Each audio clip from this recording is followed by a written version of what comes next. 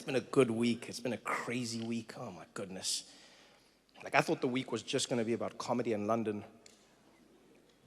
And then Israel and Iran happened. And then we were on like the brink of like World War III. Like you here are now Friday crowd having fun. Monday, Tuesday crowd. Oof. Yeah. You try tell jokes when there's missiles outside. Like everyone was here like. Because that would be a weird way, like, to be, you know what I mean? Like at the beginning of World War III. Like, people are like, where were you? And you're like, did you see what happened? No, I didn't. Where were you? Trevor was telling us about Brixton.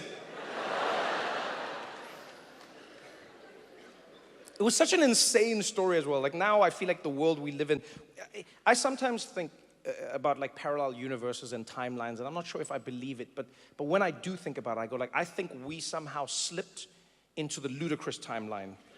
Like we were all in a very normal timeline, us as people, and then something happened around like COVID, and then we went into the crazy timeline, and then the other versions of us are now like, wow, things have become very boring and normal. Because like, this is not normal, you know? Like the week starts off, it's been like 2 weeks technically.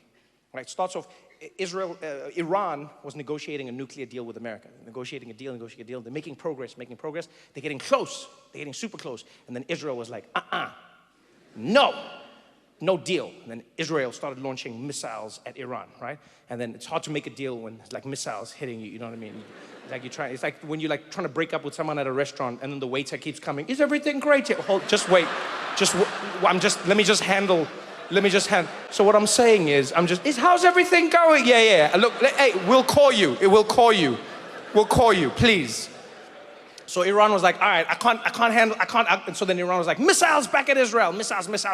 And then Israel was like, missiles. And then Iran was like, missiles. And it was going back and forth.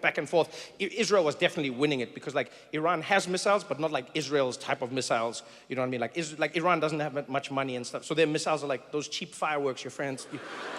You know when your parents they'd feel bad. You'd be like, what are we doing for Guy Fawkes Day? And then your parents would be like, do you want these ones? You're like, do you like them? They're like, no, just throw them on the ground. I was like, pat. Do you feel like the other kids? No, I don't at all. So Iran has those ones, and then they were launching back and forth. And the whole world was like, man, this again, Middle East conflict, Middle East. And then at the peak of it, everyone was like, man, how could this get worse? Donald Trump was like, hello.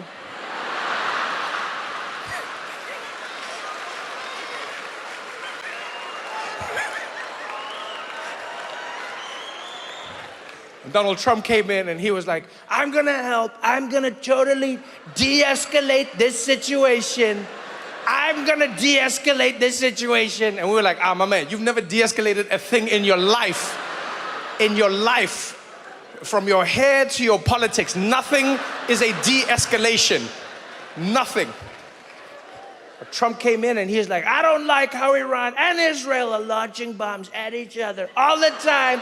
So many bombs, we can't have this, it's not right. Too many bombs, we gotta stop it. No more bombs, we gotta stop it, we gotta fix it. And they're like, all right, how are you gonna fix it? He's like, by dropping bombs. I'm gonna drop bombs. And no one expected it. Like the whole world was like, okay, Trump is gonna mediate or because he said to them, hey guys, let's sort this out, peace deal. We're gonna do a peace deal. And then he dropped bombs on Iran. And everyone in the world was like, what the hell? And a lot of people in my life were like, oh man, I can't believe that Trump did this. I can't believe. And they were so stressed. And I was like, yes, but look on the bright side. And they were like, what bright side? I was like, on the bright side, Trump also can't believe that he did this. Like that's the one glimmer of hope that I get from Donald Trump is that like he also doesn't know what he's doing. He's in it with us, which is a nice change. Oftentimes we're at the mercy of those in power, but he's in the mercy with us. Like we're all locked in a prison cell, but he's holding the key and he's like, we're all trapped. What are we gonna do? We're like, use the key. What are you talking about? And the reason I say this is because Trump came out and he hosted a press conference about it. It was so wild. He hosted a press conference about dropping the bombs. And he was shocked in the press conference. He came out and he's like, earlier today, the United States military, that's us, launched missiles, bunker busters, launched missiles on Iran, on all their nuclear facilities. And boy, you don't understand. You've never seen bombs like that before. They came down and they dropped them, those bombs. I couldn't believe what those bombs were doing. I couldn't believe it. And I called. I'm the one who called. I said, drop the bombs. I didn't know I was gonna call. I said 2 weeks. I told everybody 2 weeks. It was gonna be 2 weks. And then I was on the plane. Then I said, I'm calling. Drop the bombs. And the bombs were dropped. I'd never seen bombs like that. I said, whoa, we're never dropping bombs like that again. I never seen bombs like that. Those bombs were dropped, and now it's over. We're all good. And so now, because America had dropped bombs on them, then Iran had to respond, but then Iran didn't want to get into a fight. No one wants to get into a fight with America, you know what I mean? And so like Iran was like, we are going to retaliate against you. And then they launched missiles at an American base in Qatar, but then they phoned America first. They did. They were like, all right, we are launching bombs against you in like 45 minutes, an hour maybe. You tell us how long you need. Then we'll launch the bombs. And then the Americans cleared out their base and everything important, and then the bombs fell. And then Trump, very, like in an interesting way, he responded to Iran. Then he wrote on his like thing online, on his profile, he was like, thank you to Iran for giving us notice about the bombs. Now it's over. It's all over. There will be peace. And then he said, Iran, Israel, peace. And they were like, all right, peace, all good. Then Trump went to sleep. And in the 4 hours that he was sleeping, Israel, like out of nowhere, they came and they were like, Iran launched more missiles. And then everyone was like, wait, what missiles? And Israel was like, you launched missiles. And Iran was like, no, And then Israel was like, too late, we're coming for you with more bombs. And then the world was like, what? And then Trump woke up. And this was the moment when I can safely say I have felt more connected to Donald Trump than I've ever in my entire life. Because that man is not a normal human being. Very seldom have I looked at Trump and thought, yeah, I can relate to this. But he came out after Israel was about to launch a full-scale bombing attack on Iran. And he came out, he heard about this. Man didn't even put on a tie. Came out of the White House half-dressed, ran straight into reporters, and he went into it. He was like, I heard about what Iran is doing and what Israel is doing. And let me tell you, I'm angry at Iran, but I'm more angry at Israel. They said peace, and I said we're going to do peace, and they're launching, and I'm sick of them. Israel, you better not do it. You don't do it, Israel. I said peace. You don't do it. He looked like a dad who had kids that were fighting in the backyard. And he was just going back and forth. He's just like, Israel, shut up, baby. Come on, shut up.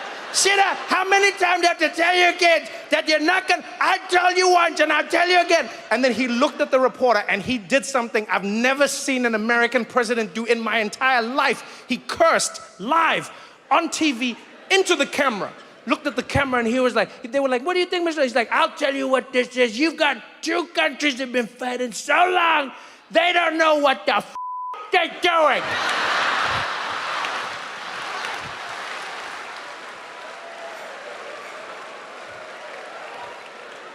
You're like, oh, Dad is mad. Dad is mad. And I don't know what was crazier, the fact that he cursed on live TV as an American president, or the fact that that somehow became bigger news than the actual bombs that were dropped. The bombs was like half a day of news.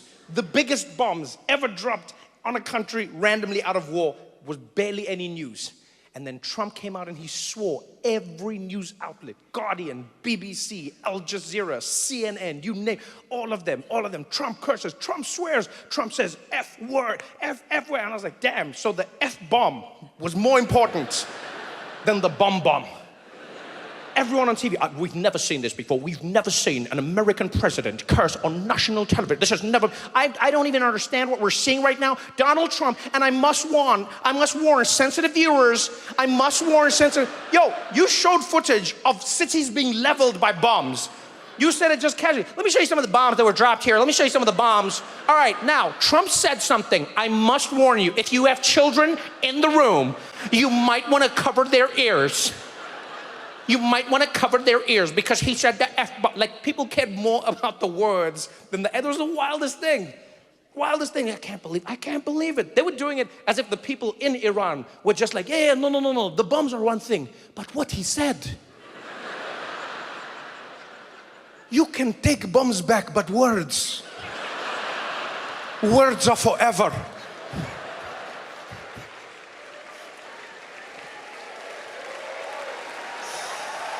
Oh, man.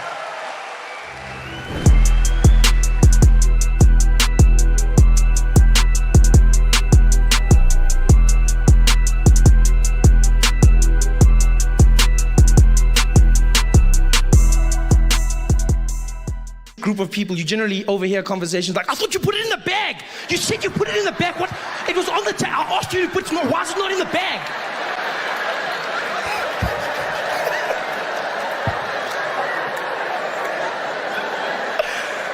Oh, wow.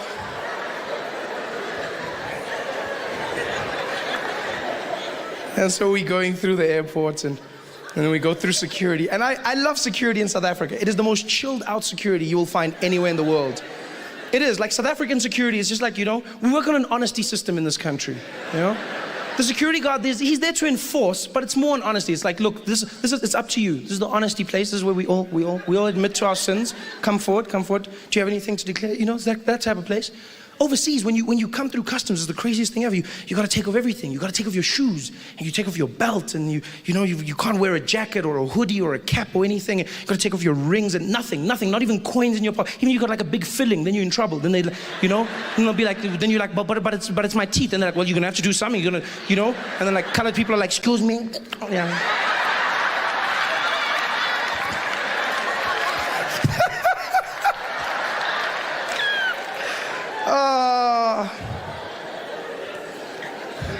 That's crazy. Whereas in South Africa, I sometimes feel like these security guards don't actually know what their equipment does.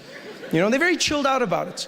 Because you walk through at airport security, and you get there, and the guy will be like, code number four. And then you go through, and you stand there, and the guy will be waiting. He'll give you that bucket, and he'll be like, hey, what's in the bag?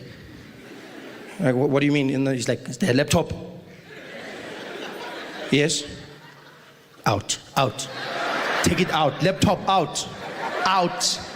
Please, put it by itself. Put there, yeah. Any other laptop? You're like, no. Laptop out. Like, okay. What did you do? Okay, there it is. Okay. And my gun? No, it's fine. Just the laptop. Yeah. Watching you. It's so much fun. And you walk through the metal detectors, which I swear either don't work or these people really don't understand them at all. You'll walk through metal detectors, and it's not just at airports, no matter where they are in this country. You walk through a metal detector, a casino, a school, government institution, you'll walk in there, and then it'll make that sound, but then I don't know if they know what that means. Because you walk through and be like, beep, beep, beep, beep, beep. And you see how security guards smile, because they get ready, because they're going to use the wand. They love the wand. You can see they wait the whole day. Yes, my time has arrived. Excalibur, I call upon you. It's like, what the hell's going on? Yeah, just stand there. Yeah. Pulls out his wand. Those black ones, just pulls them out.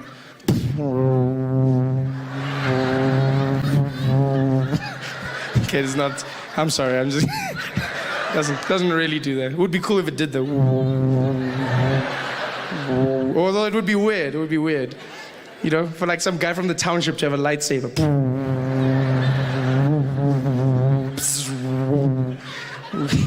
Wouldn't work at all though. It wouldn't be like Darth Vader. It would be like Braveda.